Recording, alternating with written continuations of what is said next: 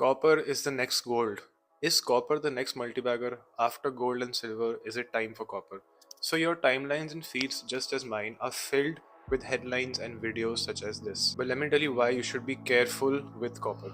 So, talking about metals and the whole metal sector, it's very cyclical, unlike equities which compound over time. There are four phases in the cycles of metal: expansion, peak, contraction, and throw. In the first phase, you see rising demand from construction sites, rising demands from infrastructure companies. This tends to push prices up, prompting new mine supplies and higher producer profits. In the second phase, which is the peak phase, supply lags create shortages, driving the prices even higher.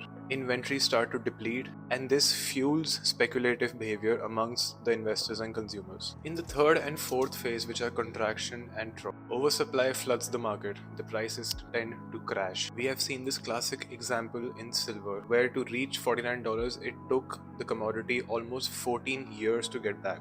And before that, the last time when silver went to above $49, it was in 1980s, nearly 31 years before 2011. Now, there is an incredible mindset shift in the investors with regards to the metal cycle. What used to happen before is that metals used to be treated as a commodity which was used to hedge your portfolio, but now metals are treated as a commodity, as an investment, which are expected to generate enormous returns from your portfolio. And a very classic and unfortunate fact is that the people who have missed the rally in gold and silver are now expecting the same out of copper. Now, I definitely understand and account for the fact that there is a big gap in the supply and the mining needs for copper in the future.